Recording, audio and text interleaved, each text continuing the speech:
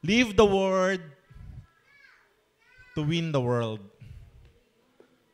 Ganda-ganda. I love it. Talagang dito ako nilid ni Lord talaga na kasi yung last na tinumbok natin na we need to go out bearing the full armor of God, na we need to let our light shine, makita ng mga tao. No? And andun din yung critical part na pag lumabas ka lang ng hindi mo alam yung knowledge, hindi mo alam ba't ka naandun, hindi kompleto yung armor mo, doon ka lang. Malaki rin yung chance na baka ikaw yung matangay, ganyan. So praise God, maganda yung tinatakbo natin ngayon. Verse natin, 2 Corinthians chapter 3 verses 2 to 3. Basahin po na natin.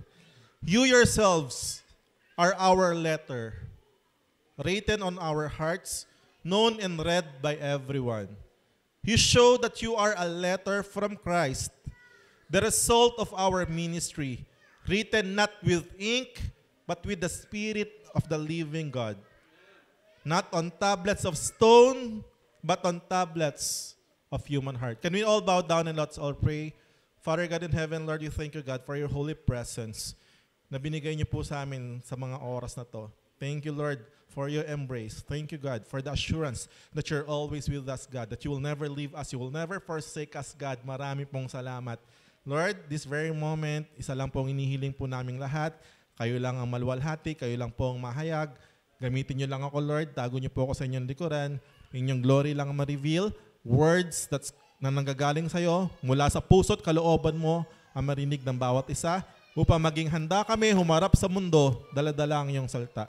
Yung kaluwalhatian na makita ng bawat isa. Maraming po salamat sa pangalan ni Jesus at lahat magsabi ng Amen! Hallelujah! Ano po sabi dyan? Ang ganda kasi yung last phrase, may binanggit si Pastor Nicky sa si Pastor Lucky before na hindi natin kailangan lagi kabisado yung verse. Tama ba, no? Kahit na ikaw yung may pinakamaraming kabisadong verse, pag hindi rin naman nakikita sa'yo, baliwala rin naman yan Pero ang pinakamahalaga dito, ang ganda ng pagkakasabi ni Paul na kayo, no? Yung mga members niya, kayo ang aming sulat. Kayo ang binabasa. Which is very true. Dahil pag tayo na may nakita-kita sa labas, kahit wala kang gawin, kahit wala kang sabihin, binabasa ang bawat kilos at bawat ginagawa natin. Tama, no? Bawat reaction that we have, kala natin baliwala lang, pero di natin alam, nagmamarka sa bawat tao. Nakakasalamuhan natin, nakakalubilo natin. Until one day na lang, they will ask you, like what had happened doon. Tatanungin ka na lang. Tama, no? So, ang ganda Ikaw ba yung tipo na kapag may makakasalamuhang mga tao, wherever you are, sa school, trabaho, community, ikaw ba yung tipong tao na kapag andoon ka is masaya yung atmosphere, yung masaya sila, may kapayapaan, yung gusto ka nilang nandun, o ikaw yung tipong tao na kapag nandun na, unti-unti na nagkakaroon ng dahilan yung bawat isa para umalis? No? So, napakaganda Tayo, we are witnesses. Ang witness, wala namang masyadong kailangan gawin, basta nandun kaya nga witness Tama, no? Walang witness na wala doon So, tingnan natin, ilang points lang to. First, we are the living letters of Christ. Gusto ko rin maintindihan ng bawat isa kung gaano kahalaga yung salita ng Diyos. So, nung Sunday, in-emphasize sa atin that in the beginning was the Word. Sino raw yung Word? Jesus. In the beginning was the Word, and the Word was with God, and the Word was God, and the Word became flesh. So it's very important for us to know the Word. Tama ba? Okay, Pastor, oo tama na hindi mo kailangan kabisado lahat ng verses. Pero kailangan nag-aaral ka ng salita ng Diyos, no? That's the main reason why nag-a-attend tayo ng church services. Kasi dito, salita ng Diyos ang pinag-aaralan natin. Nagkakaroon ng gutom at uhaw ang ating mga spirito sa salita. Tama po ba? Grabe, 2005 nandito na. Ako 2006, Ate Pres. Tama, alam mo kasi kung talagang na-encounter mo ng totoo ang Diyos, Para tong pagkain eh. Para tong hangin na hanapin mo eh. Alam mo yung isda na inalis sa tubig? Maghahanap at maghahanap yan ng tubig. Parang ganun din tayo. Ang totoong nakatanggap sa Panginoong Hesukristo, gutom at uhaw sa salita ng Diyos, no? Now, we listen to the word here sa church. Sa bahay, nagbabasa tayo, nakikinig tayo ng salita ng Diyos. Sabi ko nga, hindi mo kailangan maging super talino na kailangan mo na super gandang memory. Ang kailangan lang, naiintindihan mo, pumapasok yung salita sa puso mo. Tama ba? Paano mo tinitake yung mga word ni Lord dito? Maganda lang ba pakinggan? Or are you taking it, sabi ko nga nung nag-aral tayo ng Armor of God, ano yung Sword of the Spirit? The Word of God, the Rhema of God. Ang kailangan ginagawa natin sa bawat word na nakikita natin, verses na nakikita natin, huwag nating hayaan lumipas lang. Hayaan natin mag-rema ito sa mga puso natin. Papasukin natin, manuot sa mga kaibuturan ng ating pagkatao. Sabi ng Panginoong Jesus, ang salita raw ay seed, buto. Tama? Na kapag tinanim sa matabang lupa, ito po ay dumadami. Tama ba? Nagiging 30, 60. I started with only one verse, Matthew 6:33. Lagi ko sinishare yan pag nag-preach ako. Only one verse, 2006, Bible study sa bahay nila, Pastor Nicky. Magkatabi lang po kami bahay niyan dati. Isang pader lang pagitan namin. One verse, Matthew 6:33. I started with that. At totoo po, na kapag talagang tumanim ang salita ng Diyos, dumadami po yan. Tama? Nanunuot yan. Na darating yung time, yung Matthew 6:33, hindi mo na kailangang mabasa sa akin, makikita mo na yung Matthew 6:33 sa akin. On how I live, on how I walk, on how I, alam mo yun, panghawakan. Pag may mga pangangailangan, you will see Matthew 6:33 in me. Hindi ko po yan pinagyayabang, but I know very well. Sabi po sa Psalms chapter 119 verse 11, I have hidden your word in my heart. Hallelujah.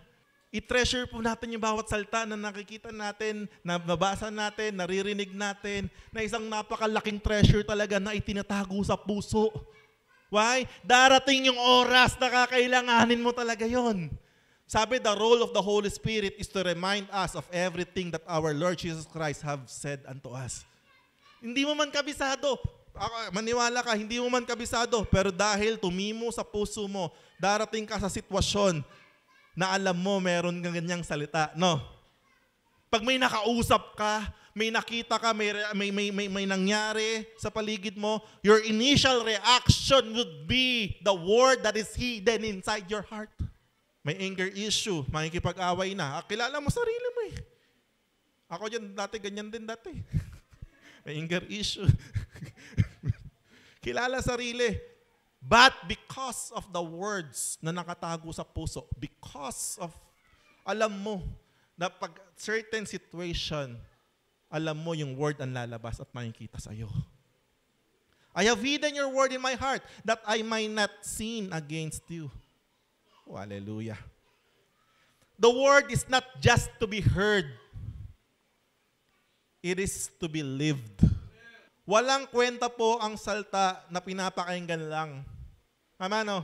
Ini-amenan lang. Dahil maganda, ang ganda. Amen.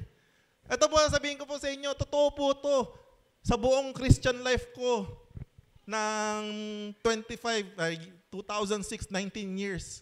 Sa buong Christian life ko, every time may preaching, may rema, may magagandang mga word, sinusubukan. Tama ba? Sinong nandito nung pinag-aaralan natin yung Armor of God? Right that week, alam ko sinubukan tayo lahat dyan. Tama ba? Kaya nga nung dumating yung second week, umunti tao.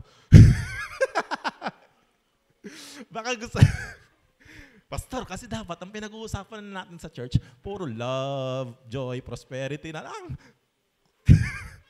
Hindi. Whether we like it or not, we are engaged in a spiritual battle eh. Kasi pag hindi mo naman pinag-aralan, naharap ka doon, babagsak ka na lang, hindi mo alam kung bakit. At least, alam mo, no, trained ka sa lahat ng area. Sabi sa Santiago 1:22 hanggang 25, Mamuhay kayo ayon sa salita ng Diyos. Kung ito'y pinapakinggan lamang ninyo, ngunit hindi sinasagawa, dinadaya ninyo ang inyong sarili. Sino po rito nandadaya sa sarili? Taas kamay. Sapagkat ang nakikinig ng salita, ngunit hindi sumusunod dito ay katulad ng isang taong tumitingin sa salamin. Alam mo ganito kasi, no? It's not that ayaw mong sumunod. It's just that nakakalimutan mo. Ayan, nasa verse yan eh. No? Ang sabi diyan, katulad ng taong tumingin sa salamin at pagkatapos makitang sarili umalis at kinalimutan ng kanyang anyo.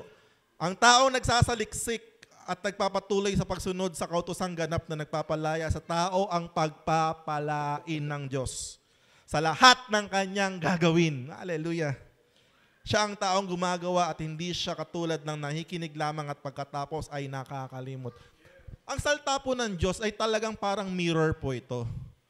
Why? Because magre-reflect yung sarili mo sa salita. Tama, no? Pag sinabing God is love, you should love because God is love. Magre-reflect, makikita mo sarili mo. Am I a loving person? Di ba? Nagre-reflect yan eh. Kapag malaki ang pangangailangan mo, nabasa mo sa salita ng Diyos, my God shall supply all my needs according to His riches and glory. Nangangailangan ako. But my God, hallelujah. So how do we live and let the word be seen in our lives? Paano tayo mabubuhay na nakikita yung salta sa buhay natin? Hindi lang po to just following the commands, okay? Hindi po tayo mababox doon. Kasi akala natin dati basta magawa ko yung 10 utos. Parang sa atin yung 10 utos, ito na lahat. Hindi lang nakabox to sa 10 utos ng Diyos. Hindi lang to nakabox sa mga utos. Do kasali yun. Okay? Pero hindi lang po to. Kailangan mag-reflect sa atin yung salita ng Diyos. Hallelujah. Paano magre-reflect? For example nga, in a scenario, isang pamilya kayo or isang grupo kayo, isang classmates kayo, isang grupo kayo or sa trabaho ninyo. Kunwari, nangangailangan or magulo, talagang may chaos, ganyan. Pero ikaw nakikita, panatag pa yung puso mo. Why? Kasi you know the word. You know the word that God is in control. You know the word that God is working all things together for your good. Kaya ikaw, meron ka pang kapanatagan. I remember Kuya Kim, ang ganda na sinabi niya. Di ba namatay yung anak niya, si Eman? Sabi niya, napakasakit. It's very painful, talagang unbearable. Pero nakakatulog pa rin daw siya ng mahimbing sa gabi. Yun, sinabi niya yun, nakakatulog pa rin ako ng mga himbing sa gabi. Knowing that God is in control. That's how the word is reflecting into our lives. The promises, decrees or utos ng Diyos, statutes, mga batas, values na nakikita natin sa salita ng Diyos, conducts, kompleto yan eh. May warnings din, tama no? May encouragement, napakarami encouragement sa salita ng Diyos. Kailangan maging evident to sa buhay natin. Oh, hallelujah. Because the goal of the scripture is transformation, not just information. Knowing it all will never be beneficial to you until it transforms you. Tama? Walang kwenta na alam mo yung napakagandang mga verses ng Diyos. Kung hindi naman to nababago yung pananaw mo, pag-iisip mo. Ganda nga nung tutunan natin kanina, paradigm shift. Napag-aralan namin dati yun eh. Totoo yun. Kailangan magkaroon ng paradigm shift. That's metanoia. A change of your mind. At ano mag-change ng mind natin? Salita ng Diyos. Totoo po yung naririnig natin dati na ang Biblia ay ang manual ng buhay ng tao.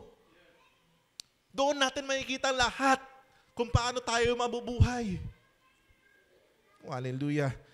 Because as a transformed life, it speaks louder than words. Susubukin ka eh. How do you react? Nakaka-bless. Alam mo lahat tayo, maraming problema, pinagdadaanan, mabibigat, maliliit, ganyan-ganyan. But how you react reflects how do you know the Word, how the Word is living inside your heart. Tama? Ako, na-bless ako kay AJ, sa totoo lang. Alam niyo bang nasira yung cellphone niya, nasagasaan? Eh, yan lang ang hanap buhay niya. Pero pagdating dito, practice namin kanina, siya pang pinamaga, ang saya-saya, ganun pa rin, jolly pa rin, para wala nangyari. Jay, kumusta na yung phone mo? Pagawa ko na, 1-1 nga eh. Di siya nakabiyahe, 2 araw, 3 araw. Pero siya pa yung nakikita mong never sumimangot. Totoo. Nag-practice kami kanina, bumagana, parang wala nangyari. Ay, hindi ko tinataas si AJ. Nagkataon lang na kailangan ko na example sa preaching ko. Tama ba? Hindi, totoo. Ang ganda nga eh. Talagang hinanda ni Lord yung mga nangyayari sa mga buhay ninyo para magamit sa preaching ngayon. Testimony ni Pres. Hindi, ang tanong, ito real talk lang. Kaya ba siya tumatawa kasi baliw na siya? Kaya ba siya tumatawa kasi at least nakapagpahinga ako? Hindi nga ganun. Nung may cellphone yan, alam nyo ba na pagtapos ng practice ng Sabado, bumabiyahe pa yan. Kahit gabi, after ng bumabiyahe pa yan. So hindi ka pahingahan sa kanya pag wala siyang pang ano eh. But naantay ko lang magreklamo eh. Parang blessed na blessed ako.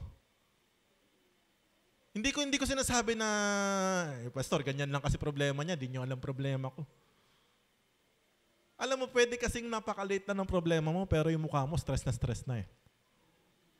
Di ba? Pwedeng napakaliit lang problem mo. Kung may pimple ka lang sa noo. Sa akin. Pwedeng isang pimple na maliit lang, pero stress ka na sa buhay eh. Yung talagang, pwedeng ganun eh. Pero pwedeng ang problema mo is life and death na, but you're still worshiping God here like it's nothing. You're still serving God like it's nothing. Oh, hallelujah. Thank you, Lord. Jesus is the Word. The more we live the Word, the more Jesus is seen in us. Amen ba? Ito naman ang role natin eh. Maging witness ni Jesus eh. Tama ba?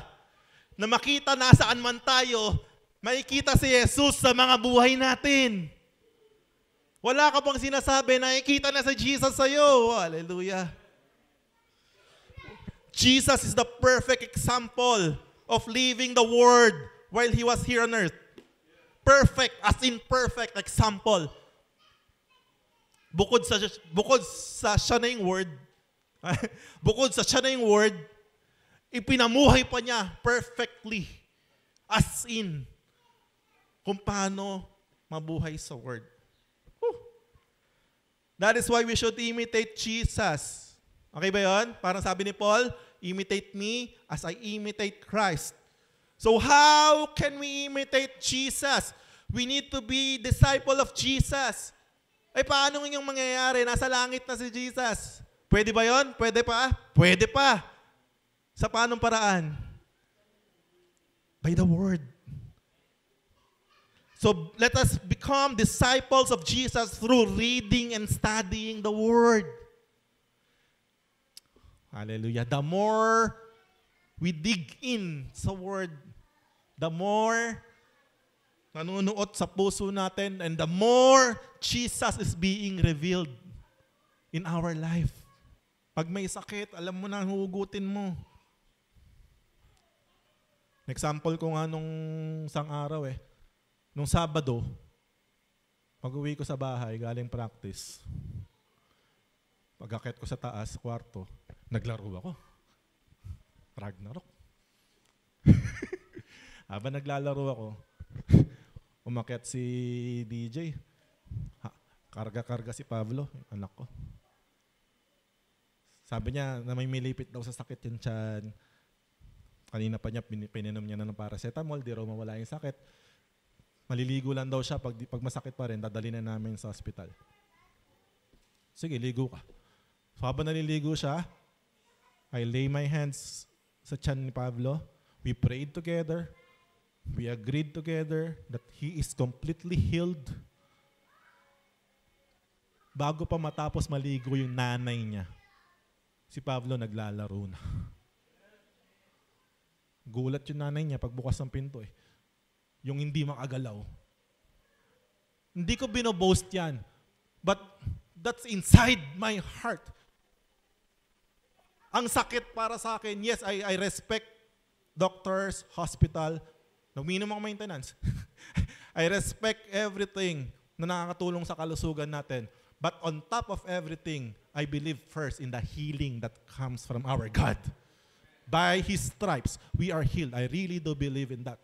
So before anything else, I will pray first. Hindi nawala yung sakit, go, dali natin sa hospital. Gagaling sa gamot, gagaling sa doktor, but I will still give credit to my God. So Lord, ganun din naman. Sa'yo rin naman ang glory. Pagalingin mo na ngayon. Hallelujah. Manggagaling yun sa kakapakinig natin ng salita. Alam mo, sabi sa Romans 10:17, ang pananampalataya ay bunga ng pakikinig at pakikinig naman ay bunga ng pangangaral tungkol kay Kristo. The more we hear about Christ, the more we hear about God, the more faith we have. Tama ba? And living by the Word is equal to living by faith. Parehas yan. If you are living by the Word, it means that you're living by faith. Inilalagay mo yung pananampalataya mo doon sa banal na salita ng Diyos dahil sinabi mo. Sinabi mo, Lord, eh. Sabi mo sa Isaiah 55:11, so is the word that goes out of my mouth. It will not return to me empty, but it will accomplish the purpose of which I have sent it. Kaya nga, kailangan alam mo yung salita ng Diyos. Dahil kung alam mo yung salita ng Diyos, pwede mo sabihin kay Lord, Lord, sinabi mo. Even the angels, even the demons, walang pwedeng gawin sa salita ng Diyos. They will all bow down and they need to submit. That is why I want to encourage everyone. Before you start your day, bago ka lumabas ng bahay ninyo, mag-journey, declare the word of God. Lord, you said in your word that only goodness and mercy will follow me all the days of my life, and I will dwell in the house of the Lord forever. Amen. Declare the word. Pag babiyahe ka, magmamotor ka, kami ni Pablo, pag inahatid ko siya sa school niya, no sundo, we're declaring, we're praying sa umaga, Lord, charge your angels concerning our ways. Nasa salita ng Diyos yan. Oh, hallelujah. Because you cannot give something you do not have. And you cannot show to anyone anything you do not know. Yun yung tanong kahapon sa aming intercessors eh. Bakit bagamat sa hindi naman magbabago yung pag-ibig ng Diyos sa'yo kahit nagkamali ka, bakit ang dami pa rin mga hindi bumabalik, lumalayo sa Diyos? Why? My people are destroyed because of lack of knowledge. Hindi nila alam na yung Diyos nag-aantay lang sa kanila. Looking from afar. Maniwala ka, malayo ka palang tatakbuhin ka ng Diyos. Hallelujah, you should know that. And the more you know how God loves you, the stronger you can stand. Makakaasa ka. Panginoon, kung si Shadrach, Meshach at Abednego, sinamahan mo sa apoy. Kung yung mga Israelita, sinamahan mo sa gitna ng dagat. Lord, sa sitwasyon ko, alam ko, kasama rin kita. So eto na yun, let Christ be seen in our conduct.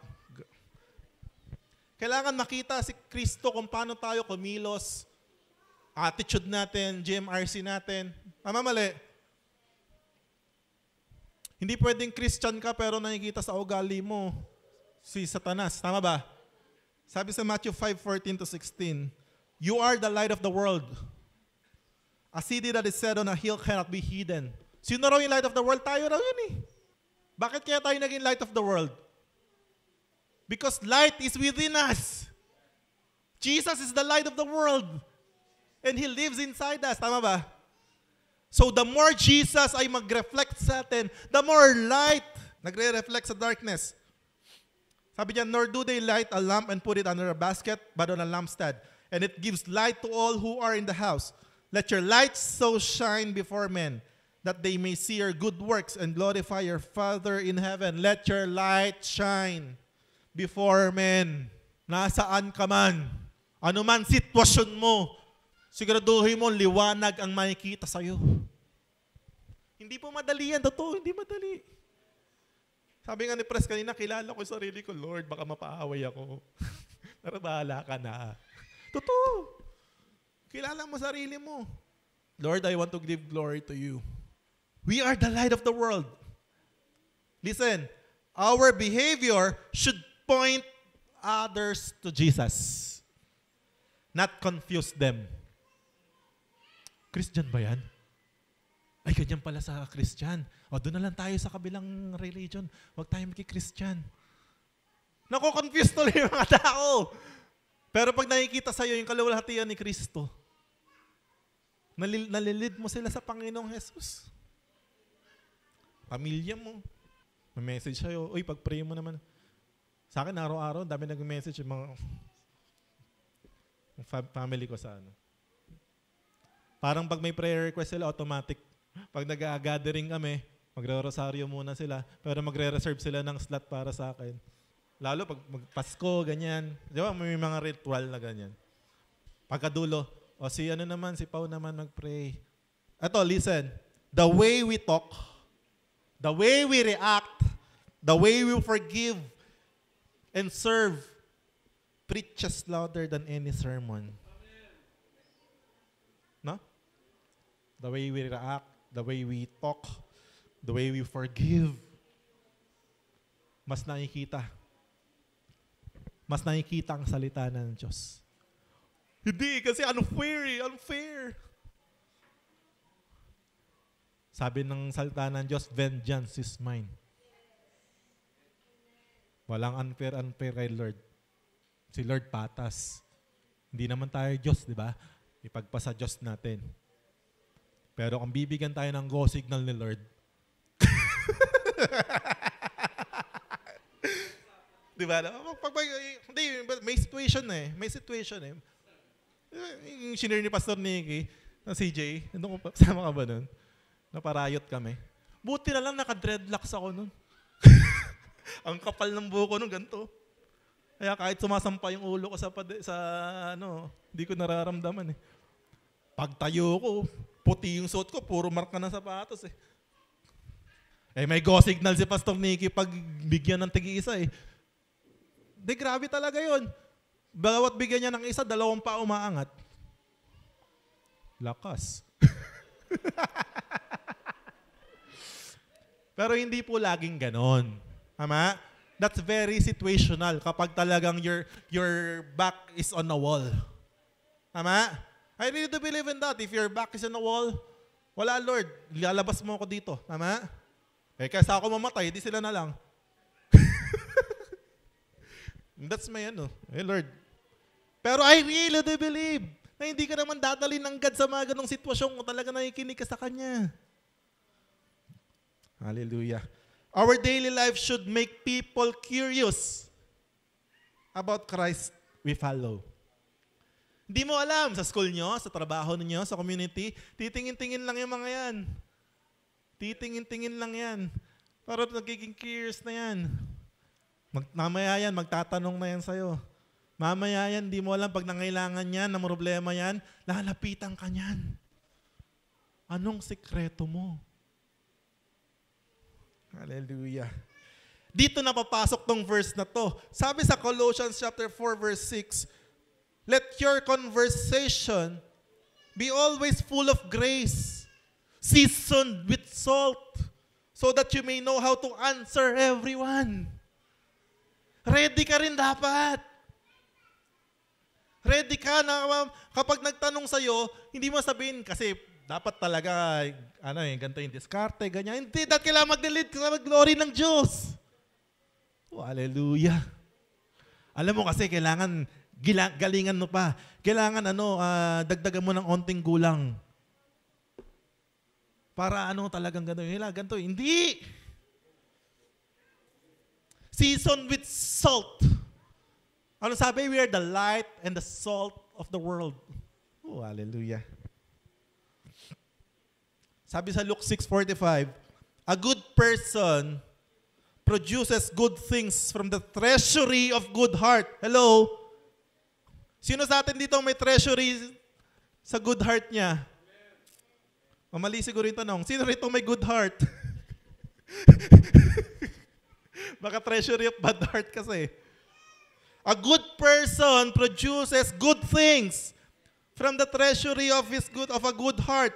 And an evil person produces evil things from the treasury of an evil heart. What you say flows from what is in your heart. Do you believe? Out of the overflow of the heart, the mouth speaks. In your situation, makikita mo yan kung anong unang lalabas sa bibig eh. Makikita mo kung anong unang reaction eh. Dahil kung ano yung laman sa loob, yun ang lumalabas. Sabi nga, madaling magpaka-Christian sa loob ng church eh. Ang dali magpakalinawanag, akala mo ikaw yung nagliliwanag, yung katabi mo pala. Kasi lahat tayo, by light eh, maliwanag, tama? Madali dito sa loob ng church eh. But the real test, nandun sa dilim. How you will react. And let them see it. Maniwala ka, bawat reaction mo, glory ni Jesus yung nakikita nila. Kung gaano ka kalmado, kung gaano ka relax. Yes, di ko sinabing walang pangangailangan. Maraming ang problema eh. Can you imagine namatayan ka ng anak pero sarap ng tulog mo sa gabi? Sabi niya, napakasakit. But I can still sleep soundly at night. Grabing peace yan. Why? I believe that's the reflection of the word inside. Because Jesus is the Prince of Peace. Hallelujah. Tingnan natin sabi sa 1 Peter 3 verse 15 to 16. But in your hearts, revere Christ as Lord. Always be prepared to give an answer to everyone who asks you to give the reason for the hope that you have. Ito yung sinasabi ko eh. Darating yung time, tatanungin ka. No? Darating yung time, may magtatanong sa'yo. Ngayon, kung ang tagal-tagal mo ng Christian, wala pa nagtatanong sa'yo, baka iba yung nakikita, ayaw ka usapin. Ipamuhay lang. Hindi po, kaya nako. Naging simplified na nga eh. Hindi nyo na nga kailangan share ng verse eh. Pakitaan nyo na lang ng mabuti. Pag-pray ninyo, makita yung verse sa inyo. Makikita yung verse sa inyo eh. Ayun, I believe, natatouch na sila dun eh. Then, kung hindi kayo marunong mag-share ng word, anong kailangan gawin? Dalhin ninyo sa church. Dito, maraming marunong mag-share. Tama, no? Ano to? Teamwork to eh. No? Pakitaan mo ng mabuti. Dalhin mo sa church. May mag-share. This is teamwork. Then, naalagaan, pakitaan ng mabuti. Thank you, Lord. Last point, and we will close. Okay lang ba? Ang bilis eh. Oh? Okay lang kasi may service po ba tayo? Sa Patay? Okay. May service po tayo sa Patay ba? Ngayon. Last point. Ito, listen mga kapatid. Consume the word. So others can consume it through you. Hey, naiintindihan mo ba yan? Consume the word. So others can consume it through you. Ano ibig sabihin? Kainin mo, namnamin mo, manuot sa katawan mo para yung ibang tao makakain din ng salta galing sa'yo. Okay ba yun? The more the word nanuot na sa'yo, automatic na eh. Tama ba? No? Automatic eh. O parang sa akin, automatic. Pag may sakit, automatic. Pag pray natin ng Psalm 53 verse 5. Lalabas agad. By your stripes, Lord, we are healed. I declare complete healing in Jesus' name. Automatic lalabas. Tama, no? Kaya dapat alam natin, pag batindi yung problema, may mga word dyan. Yung pinag-aralan natin, armor of God. No? Isuot daw natin yung complete armor of God so that we can stand. Maalala.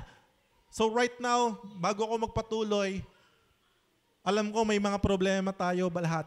Sino pa walang problema? Taas kamay. Baka ikaw yung problema. Pag wala kang problema, baka ikaw yung problema. So I really do believe lahat tayo may kanya-kanyang ibang level ng problem. Tama ba? So tingnan mo ngayon, isipin mo ngayon, ano yung word dyan sa problema mo. And let it manifest in your life right now. No? Oh, hallelujah. Ganto, kapag kinonsume mo yung word, pinakinggan mo yung salta, mineditate mo, naging rema sa puso mo, kita mo to, sabi sa John chapter 7 verse 38. Tingnan mo sabi ni Jesus, anyone who believes in me may come and drink.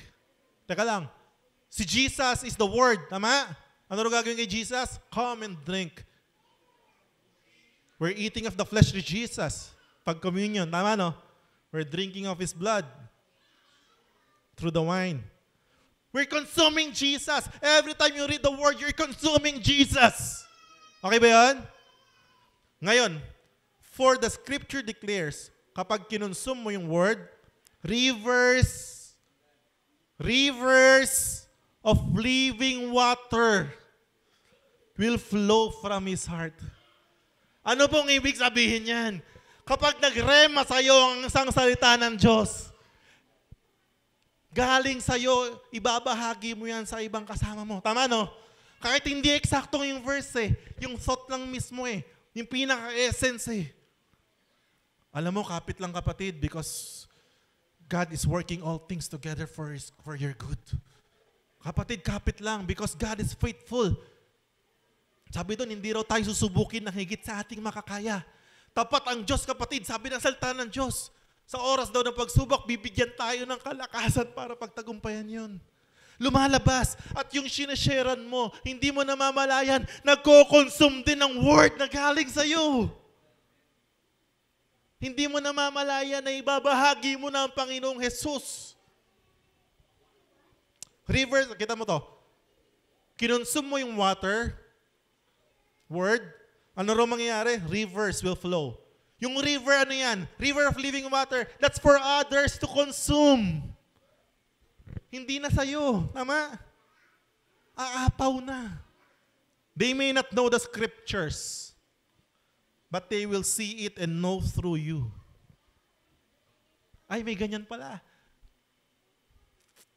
Hallelujah. Subukan nyo yun, mga kapatid. Ay, may ganong verse pala. So, tatagan mo yung puso mo.